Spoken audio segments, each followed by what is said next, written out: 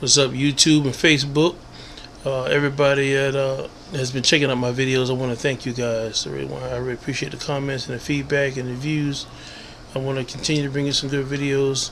The standard benchmark for videos right now is by the gentleman who's been allowing us to get the 24/7 on HBO with the Mayweather Mosley 24/7 broadcast, Mr. Adonis the God 313. I appreciate it. Big ups. Really appreciate that.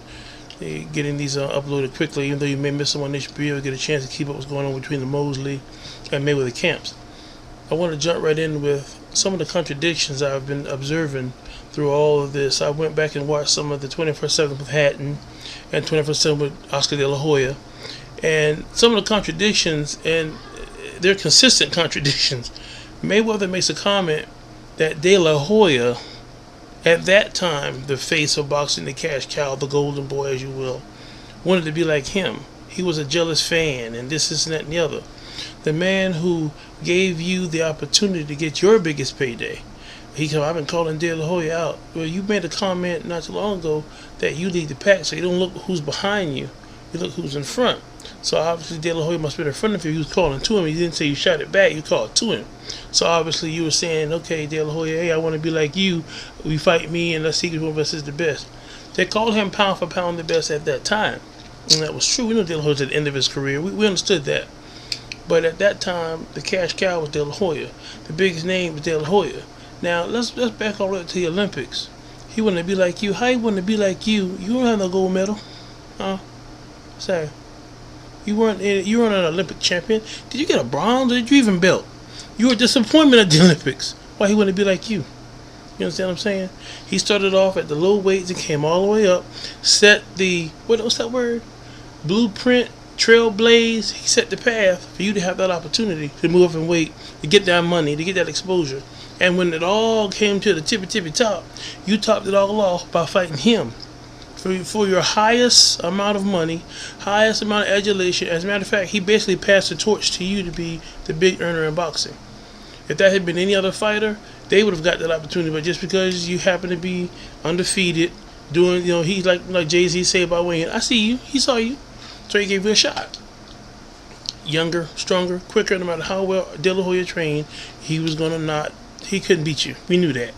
It was, had that been when he fought maybe 5-7 years ago, when he fought Obakar, he'd have beat you.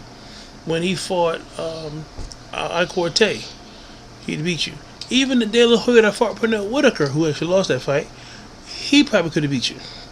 The one against Trinidad would have boxed the brakes off you. But that was then. This is now. So that's out the way. Another contradiction. He talks about how he's Money Mayweather and he's this and that, but talk about he didn't grow up in a stable home. Then he talked about, I got all this flat. We going to the mall. You say your dad used to have big stacks of cash. You made the comment when you was fighting De La Hoya that he used to drop you off, give you a little money, and break out. He'd take you to the gym, but it wasn't we lived in the same household, bling bling. If he had money as a hustler, you say he was a hustler, he didn't spend that time with you, man. You said yourself, I didn't have to stay home. I grew up with my grandmama. So your mama wasn't hitting on nothing. Your daddy was a hustler who got shot, who went to jail. Maybe that's why his boxing career got cut short, and Roger ended up being the forefront as a championship caliber fighter. Who knows? Let's make it say, Back to what I was talking about legitimately, though. He has a lot of contradictions. Talks about how he loves his dad, but yet his dad's a jerk. Then talks about how Shane talked bad about Jack. He's trying to get drama stirred up in the camp to cause confusion. But there's one thing De La Hoya said. He talks all that barking, talks all that trash, but he has to back it up in the ring. Now, he did good. He backed it up in the ring, that particular fight. Pick and choose. Fine. Mosley beat him twice, too. And actually before you did. Say, if we look in the top 5, I guarantee you Mosley names in 2 of them fights. I guarantee it. Unless 3 of them is yours, he probably got 3 of them. You never know. You never know. But said that to say this, I want to do a quick recap with the recent fight card. We had that Chris Arelo, I can't pronounce the boy's name, Mexican. The one that got beat down by Klitschko, he got beat down again, so he's being consistent. He got 2 consistent beatdowns. That's out the way. I never really cared for him. He's a good guy and everything, but he's a brawler. He's not a boxer. He's not a stylist. You cannot defeat a Klitschko with "I'm coming to get you" David Tua style. You're gonna just like he did when Lennox Lewis put that jab on him. You get the exact same thing: left, left, right, right, right, left, uppercut, right, left, uppercut. You lost. Same thing. I was shocked. I must say a little bit that Carl Froch lost to Kessler. I'm even more shocked that Kessler lost in his fight that he had recently with Darrell or whatever his name was. Kessler, I saw him fight Joe Calzaghe back in the day when they were both undefeated. Of course, Calzaghe still is, but he was undefeated. They threw an average of 140, 170 punches around for like 10, 12 rounds. It was a spectacle, awesome spectacle. Anyone beating Kessler, I didn't think it happened, but after he lost, maybe he's he's slipping. So, long story short, Kessler was able to beat Carl Froch. So I was shocked a little bit, and at the same time impressed as well. Still working on uploading my fight party results from Berto. We're having it's not the lawyers now, just a little technical Waze.za we had to work out. I used my digital camera to tape that footage, and uploading it with the laptop or the main system has been a little bit of a challenge. We're working on it, but it's a different format. But long story short, looking forward to the fight. The prediction hadn't changed. Mosley by decision or sooner. Maybe even split, but it's going to be a Mosley decision. That's my call. I didn't really get a lot of in-depth information from this 24/7 like I did the last time, and they're not going to divulge their strategy, duh. But I am impressed with. I want to just shout out again to Adonis the God, the young man. Got some nice videos. He's really giving us some good information. I had a chance to sit and watch Jack Johnson on Netflix instant stream some information about him. One of the guys on the Adonis that watched one of his videos made a comment. I forget the guy's name. I commented back to him that class and having good character doesn't win fights. I just want to shout out to anyone who watches this video. I've watched boxing since I was probably 4 or 5 years old. I'm 42 now.